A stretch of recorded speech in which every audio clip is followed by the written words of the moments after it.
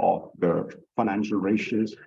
And just to recap, that the financial ratios are will be helping you in this course in two ways. First of all, you have a full-fledged assignment based on it.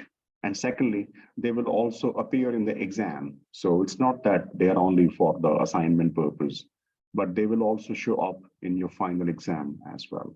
So this is why I have no hesitation in saying that this is the most important chapter in the entire syllabus. Okay. We have done various forms, various types of ratios. The last ratios that we shall study today are called investment ratios. Investment ratios are a little bit different from the previous ratios, because if you look at the previous set of ratios, liquidity, operating solvency, profitability, you will find that all the data is coming from the accounting statements, the annual report of the company. But for the investment ratios, they're more like I would say hybrid, in the sense that you get some information from the accounting books, the annual reports, the financial statements, but some information you also get from the market sources, like Yahoo Finance can be one. I often use the investing.com or Reuters, or even the Finnish company's website, OMX Nordic. So there are different sources which can help you to obtain the data. Some bits you need to calculate, but for the others, you can obtain the data directly from certain well-known web sources. Okay. The first ratio, first of all, the investment ratios are meant from the point of view of the investors.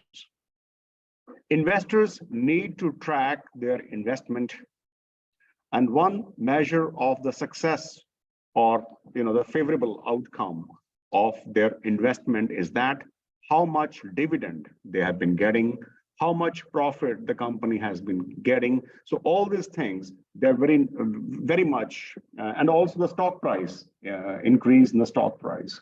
So all these indicators, they really make the investors, the shareholders, very happy. So therefore, when you talk about the investment ratios, your target audience are the investors, the shareholders, the equity holders of the company. The shareholders want to see these ratios before making investment. While they have invested, they keep a track of these ratios. And thirdly, when they are planning to offload or sell off their stakes in the company, even at that time, these ratios prove to be very vital indicators. So therefore, before investment, after investment, and during investment period, these ratios play a very important role. The first ratio that we can consider is called earnings per share, or we often call, the abbreviation is very popular, EPS, the earnings per share. This is equal to net profit after tax minus preference dividend, and then we divide it by the number of ordinary shares. So there are some things used here. We all know that the net profit is the final residual profit. It may be a small exercise. There are various measures of profits. The first measure is that you produce something, you sell it, you get the revenue, and from the revenue, you subtract the cost of production. That is the gross profit. From the gross profit, you subtract what? The selling, administrative, distribution expenses, and then it leaves operating profit. From the operating profit, you subtract your finance cost, the cost of borrowing and all that stuff. That gives us the profit or the earnings before tax. And then you pay the tax. And then what you get is the final profit, called profit after tax, or the earnings after tax, or in simple words, we also call it net profit. The net profit is the final residual profit which company earns, and this is meant for who? For the shareholders. But now the problem is that we have two types of shareholders. The one are the ordinary or the equity shareholders, and the second shareholders are called preferred shareholders. I think we had discussion about it, what is meant by preference or the preferred shareholders. Anybody got some idea about the preferred shareholders? The preferred shareholders are the hybrid shareholders who were once upon a time debt holders, but now they are graduating to become the shareholders. And then there is a window of period in which they choose to become some kind of a mixture of debt holders and shareholders. Let me create a story. When a firm wants funding, financing, it approaches the investors. The investors are debt holders and the shareholders. The shareholders, the equity shareholders, are by nature more risk lovers than the debt holders because they are taking a big risk. The risk is that, let alone the dividend they get from the company, they may lose even their initial investment.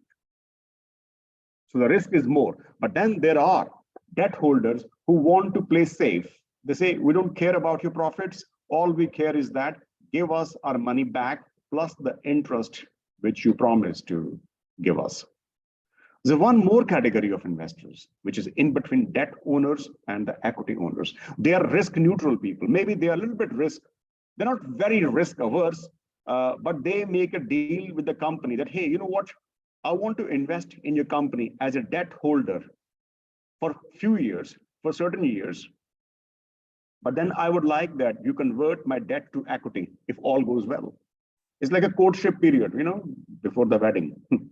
And if all goes well, we marry. If it doesn't go well, then we bid goodbye. But let's have this period in between before the, and then these are the investors. They are given the option to become the shareholder, but with some, with some caution. The caution is that they would be the first one in the queue when the firms start distributing profits. It means that if the shareholders, there are some preference shareholders and the others are the ordinary shareholders, the preference shareholders would be standing first in the queue to get the profit from the company. Thus, we call them preference shareholders, and the amount of money which they get from the company is called preference dividends. If they are preferred, then who is the ordinary? The rest of the shareholders are the ordinary shareholders. The question is, if they get the preference in getting the profits from the company, then what is their sacrifice? The sacrifice is that they cannot vote in the company's decision making. When you have the annual general meeting, and the company is going to take some decisions and they're asking shareholders to vote, those who are the preference shareholders, they don't have the voting rights. What they get from the company in preference is the dividend, but the cost of this preference is that they cannot vote. This is why the preference shareholders are also called non-controlling shareholders.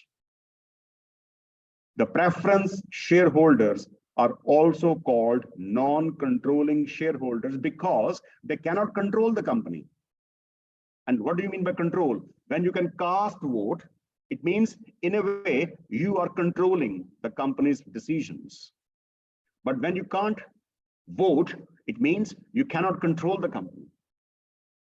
All right. So the cost of the preference is that they don't have the control over the company, which means they cannot vote for the company. Therefore, what we do is that to find out the real earnings per share, we subtract that part of profit which goes to the preference shareholders. This is why I have subtracted here the preference dividend. The preference dividend is that share of profits which goes to these shareholders who are not full-fledged shareholders yet. They are going through this transition period. okay? And then we divide it by the number of ordinary shares. And that gives us earnings per share. You like to have more earnings per share or less earnings per share? If you're the investor, would you like to have high EPS or low EPS? High EPS, obviously. So for each share you invest, you buy from the company, you want to get more and more and more of profits, right?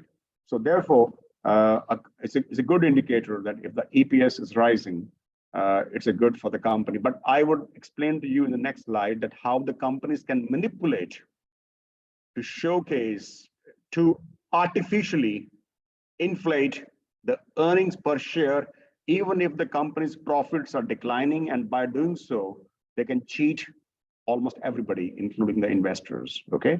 But wait for that thing. Or maybe I show it to you, and then I can come back to the second indicator. Have a look at this. The slide says, the managers can influence financial ratios and hide the true financial position of the company, of the firm from its stakeholders.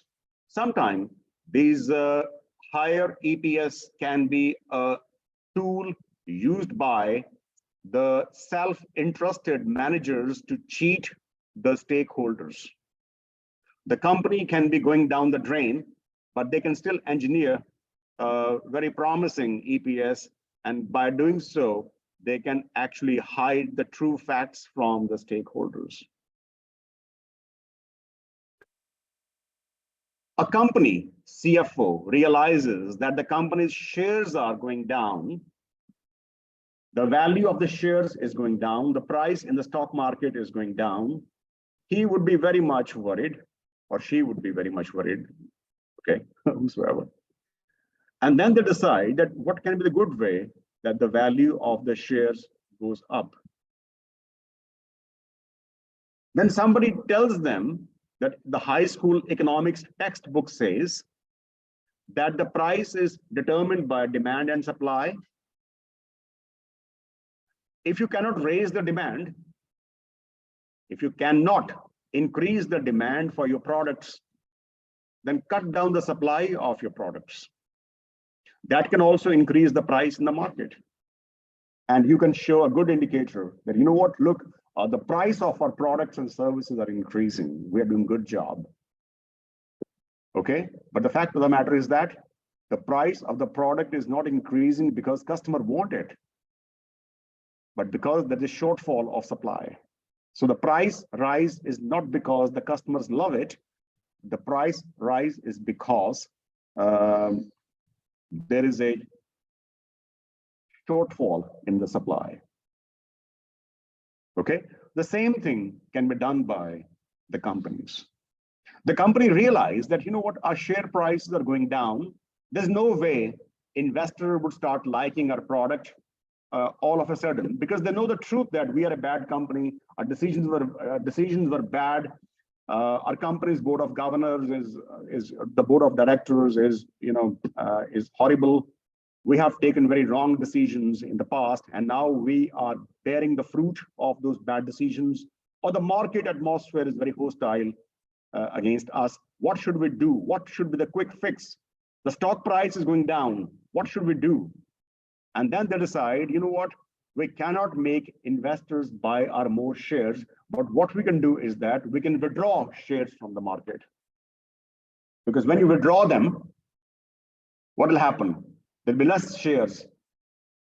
A stage comes when the demand would still be higher than the supply, and that can push the prices, stock prices up. And this move is called share repurchase. Share repurchase or share buyback. Have you heard this phrase before? When the company is buying its own shares back because the prices are going down. It's like, again, I want to take the example of football match. If you are a coach of the team and you realize that a player is not performing well, these are dying moments of the game, last 10 minutes are left, the team is trailing by 1-0, and there is a midfielder who is not playing well, what do you do then? You withdraw that player and substitute by somebody else. The same thing the companies can do. When they find that their share prices are not doing well in the market, they can withdraw those shares from the market. They can offer a price to investors that, hey, investors, take a price. We give you some money, give our shares back. This is called share repurchase or share buyback. When the company is buying its own shares from the market. There can be some good reasons of share repurchase or share buyback, or there can be some bad reasons of share repurchase or / share buyback. The good reason is that you are Microsoft. The investors were so desperate to invest in your company. You are offering them dividends, but they were declining it. They were saying, don't give us dividends, rather reinvest the profits in the company. Why? Because the investors believe you that you have this Midas touch, and you can multiply the money by reinvesting into the R&D projects, developing a new phone, developing a new software, tech solutions and whatnot. And then for about 15 years, neither you give any profits to the shareholders, nor the shareholders ask you for profits. At some stage, the company realized that, you know what, we got a lot of money now, and moreover, we don't have any good projects because now we have crossed that high growth period. It will be wrong if the investors still believe that we are growing indefinitely. No, we are not reaching that stage of saturation, but now we're a bit slowing down. We have to calm the expectations of shareholders. And then what you do, you make a declaration that thank you very much. Thanks for your support, your fidelity. You've been so good with us. You never asked for the profits. You waited so patiently, but now we are planning to reward you. And the reward is that some 10 years ago, you bought our shares in the market for 10 euros. At the moment, the price is 50 euros. But we are offering you 60 euros. Take 60 euros, give the shares to us. This reward is called share repurchase or share buyback. Okay? It's a good reason. The bad reason is that, as I said before, that your company's stock value is going down. So there is too much of supply of stock shares, but the demand is comparatively less. If you can't raise the demand, you can cut short the supply. And what you do, you take the shares out of the market so that you can create an artificial scarcity. And as a result, the price of the shares will go up, and you will claim that, oh, bravo, look what we have done.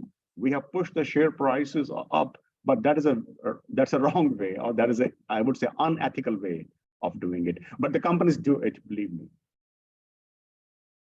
This is the mechanism of share repurchase or share buyback. A little bit of history about it. During 1970s, there was lots of inflation popping up in the US economy. And then President Richard Nixon, he said that, you know what, one reason the profit is increasing because we are giving too much of dividends to the shareholders. Because they're getting too much dividends, there's a lot of money supply, and this big money supply is causing inflation in the US economy. We have to put a limit that beyond this limit, you cannot distribute profits to the shareholders. Believe me, the companies were very angry with this decision by Richard Nixon. But they can't do anything. But then some people, you know, as we say that necessity is the mother of invention. or the opportunities come from the crisis, people, the finance gurus, they devised a method by which you can give more money to the shareholders, but without violating any rule. Because what happened after this decision by Richard Nixon, that many investors, the global investors, they stopped investing in the US companies because they were not giving much dividends. Even many of the American investors, they start selling the shares in the US companies and they start investing in the European companies or the Asian companies. So as a result, the share prices of the US companies were going down. And what they found, what method they found, instead of giving dividend, they started offering share repurchase to the investors, which means we don't give you dividend, but we buy back shares from the investors on a premium, at a premium, higher price than the market price. So by doing so, the investors would be very happy because they would get more money from the company, if not in the form of dividends, but in the form of higher price, which you can give to the share owners. So by doing so, the American corporates were able to do the damage control inflicted by President Richard Nixon's regime without breaking any rule. So this share repurchase is like an invention, like we have fintech in the modern world, a very big invention in the financial world. Share repurchase was an invention done during 1970s to overrule what Richard Nixon was planning to do. You know. Any question, comments? So remember the dynamic, remember the concept of share repurchase or share buyback. Now, in this example, I explained the whole mechanism and the history of share repurchase. By the way, just supporting a footnote, some 3 years ago, Apple offered $2 billion US to the investors in the form of share repurchase. When a company make a declaration to buy back its shares, it gives a very honest confession or an honest admission that, guys, we have grown already a lot. Unfortunately, we can't grow at the pace at which we used to grow. Okay, so please make sure, keep your level of expectation in the control. And now we are having a lot of money, but we don't have the investment projects. So we are investing in you by returning your money back to you. So basically, we are not investing in the R&D or any other invention. We are investing in the trust. By giving this money back to you, we are winning your trust. So they can invest in the trust capital of the shareholders. $2 billion American dollars were declared by Apple to be given in the form of share repurchase to the shareholders. 2 billion, massive amount of money, isn't it? Something in the chat. Yeah, I'm coming back to this point. Now that this move by Apple, I would consider it as a very honest move. It's like a very honest admission. So it's a very ethical move by the company. But sometimes the share repurchase can be used unethically as well, right? And look at this example. There is a company, it repurchases, buybacks 2 million shares at $15 per share for a total of cash outlay. So you can see that before the share repurchase, the company had a cash of $40 million. The total assets of the company were $100 million, and the company's profit was $4 million. There were 20 million shares in the market moving, and the return on investment was 4%. You can see that 4 million earnings divided by 100 million assets, that leaves 4% of return on assets. If you can recall the formula from the previous slides, the return on assets is calculated by dividing the profits by the value of the assets. It's 4%. Earnings per share. The company earned $4 million, and there are 20 million shares in the market.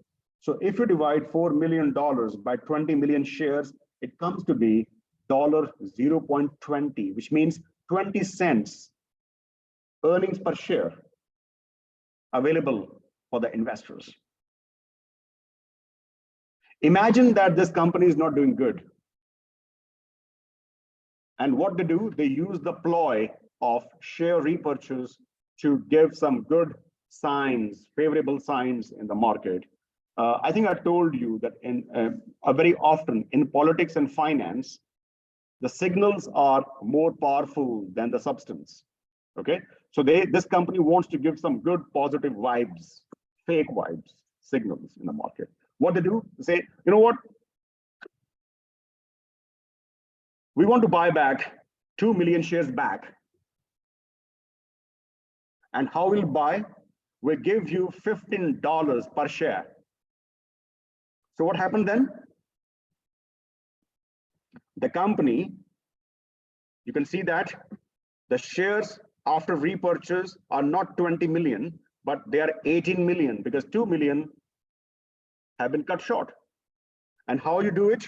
You give the share owners 2 million multiplied by $15 million. So it means that $30 million have gone from cash to the share owners, and now the cash with the company is only 10 million. So from $40 million, the cash left is 10 million because 30 million, $15 multiplied by 2 million, $30 million they have gone to the share owners. So the cash balance with the company is not 40 million anymore, it is 10 million. Assets used to be 100 million, now the assets are 70 million. Why? Because cash is an asset and cash worth 30 million is no longer among the assets. The company's earnings are same, nothing has changed. So the company's operating performance is same as it was. The shares outstanding were 20 million, but now they are reduced to 18 million. And see what happened. This struggling company has given very good signals to the market. Look at that, ROA, return on assets, earnings,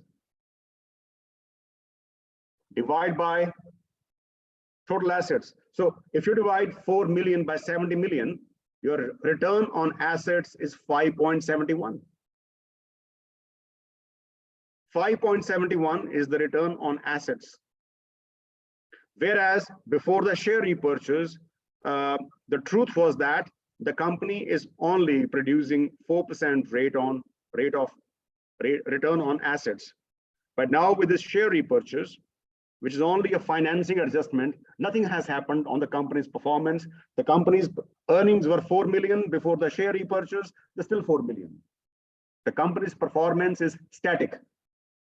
But by manipulating, by doing the share repurchase, the company is able to push the return on assets from 4% to 5.71%. Look, and if this news comes in the financial media, and the news is that this X company's ROA jumped from 4% to 5.71% in 1 year, this company would be, people would worship this company. I mean, 1.71% jump in 1 year is a very big jump in return on assets. But everything is fake. Everything is artificial. Nothing has happened on the surface. And look at the return on, the earnings per share. It was 4 million divided by 20 million shares, and that was giving the earnings per share 20 cents. But now what happened? Now you are dividing 4 million by 18 million. And that pushes your EPS from 20 cents to 22 cents. Once again, it's a very positive signal created by the company in the market, whereas in reality, nothing has happened. The reality is that your earnings were 4 million, your earnings are 4 million. But by manipulating this data, you are able to create these two big positive vibes in the market. I should call them in the red, actually, bold red. This is called corporate. I won't call it corruption, but this is something that we study in my track in finance and corporate governance.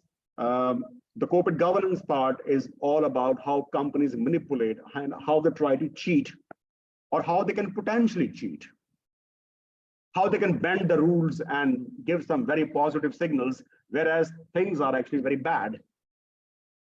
This shows that the managers were too greedy, or managers were too bent upon showing the good performance, not creating the good performance, but showing off the good performance in the market. And they are successful. Look, this is a legal way. Nothing is illegal. Nothing is illegal. They haven't cheated. They haven't robbed any money, but according to the strict sense of robbery, but in a way they have robbed. They are providing the wrong picture of the company, but in a legal way, in a legal, legitimate way. They can do it.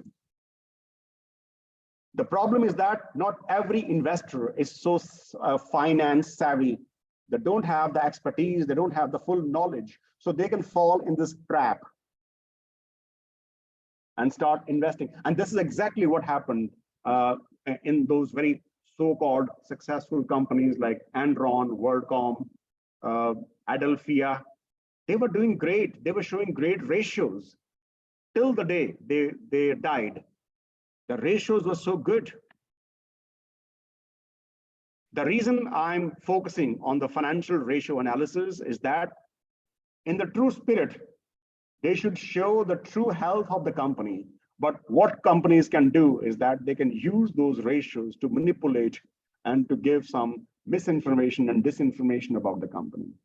So therefore, when you as a finance students look at the company's financial data, take with a pinch of salt. Don't believe per se what company is saying. Look, this company is able to generate or increase its return on assets by 1.71%.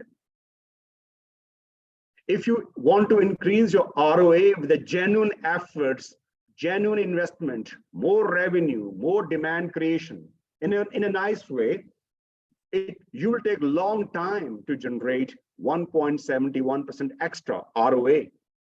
But here, with the blink of the eye, with this financial manipulation, with this maneuvering, buying back shares, the company is in a position to increase its ROA in no time. And so the earnings per share. Now, the thing is that it's like a, how to say, it's like the atomic power or nuclear power, which can be used positively, but you can also make bombs to, So the same way, the share repurchase is a very good way of rewarding the share owners, the shareholders. But the share repurchase or buyback can also be used by the companies to mask their failure and show the good positive vibes, but they're fake and non-existent. This is the whole idea, that managers can play these financial ratios with some different motives. So therefore, in general, I want to say that the earnings per share or these different kind of ratios, they are subject to manipulation. Okay. So if you have any questions, I can stop over and answer your queries. The next ratio that we shall study, the last ratio, is the price to earnings ratio. The price to earning ratio is very crucial. It tells us that how much an investor is willing to pay to earn a euro or a dollar from the company. Let me give you an example. Or should I give you the example from the slides? If you just allow me for a sec. No, I can create the example, no problem. That's not a big issue. Just imagine that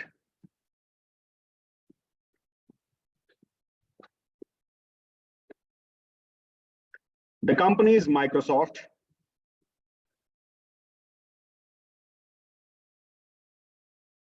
The industry is, let's say, computers and software.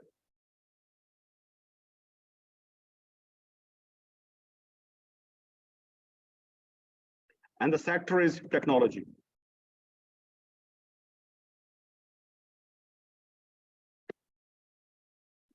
The price to earning ratio basically is price, the stock price of Microsoft, and it's divided by the earnings per share, exactly the ratio which you have studied already. You know, I showed you this ratio, earnings per share. And imagine that the Microsoft's price to earning ratio, because it's stock price divided by EPS, so I can call it price. So stock price is P, stock price P, and then divide by E, EPS. Let's imagine that the ratio of stock price to earning is 16. Basically, it means that, what it means to a common investor is that if you want to earn $1 from Microsoft, the maximum price you want to give for the Microsoft share is $16. And imagine that we check all the companies in computer and software industry, and we find out that the index, the average value is 20 over there. Then we can say that the Microsoft is not doing good job in comparison to the rest of the industries, rest of the companies in the same industry. Because why? An investor to earn $1 is not willing to pay more than $16 to Microsoft, whereas the same investor to earn $1 is willing to pay $20 to the rest of the companies, companies in the computer and software. It basically means what? It means that Microsoft stock is undervalued, or investors are not very keen to invest in Microsoft as against the index of other top IT companies like Adobe, Apple, or some other, those big names in the industry. On the other hand, if the price to earning ratio of Microsoft is 20, so I can use the phrase here, Microsoft is undervalued, basically. And on the other hand, if Microsoft's price to earning ratio is 20, which means that the investors, in order to earn $1 from Microsoft, is willing to invest $20 in it. Whereas the price to earning ratio of the whole of industry is 16, okay? It means that in this case, Microsoft is overvalued. Okay, different investors react differently to the undervalued companies and the overvalued companies. Okay, the one interpretation is that if the company is undervalued, you buy it. Yeah, you buy it, keep it with you, and wait till the price goes up. When the price goes up, you sell it. The other approach is that when the price to earning ratio, when the company's stock is undervalued, sell it as soon as possible before it gets even more undervalued in the future. You know, the prices are going down, sell them before the price goes even down. So there are different approaches the investors can adopt. It's like you go for a shopping and you find some certain brand of clothes, and you find that the price is much cheaper than you expected. Now, there are two reactions. Your first reaction is that let's buy it because it's a jackpot, because the price is very high of this pair of jeans, but I'm buying it cheaper, I'm getting it cheaper, so let's buy it. The other way is that don't buy it at all, because maybe the brand you're looking forward to buy is now out of fashion. So maybe you don't buy it, people don't wear it anymore, people don't like it. So there are two reactions. Sometime when there is a discount on the price, you buy the product because you think, hey, it's a good time to buy it. And sometime when the discount is offered on the product, you don't buy it because you think that, you know what, it's out of fashion, so let's not waste money on it. The same way, the investors can react when they find that the stock is undervalued. They may buy it if they believe that the value will go up in the near future, or they don't buy it at all. Or in fact, if they have it, they sell it because they might think that this company's stock is now out of fashion. Let's put it this way.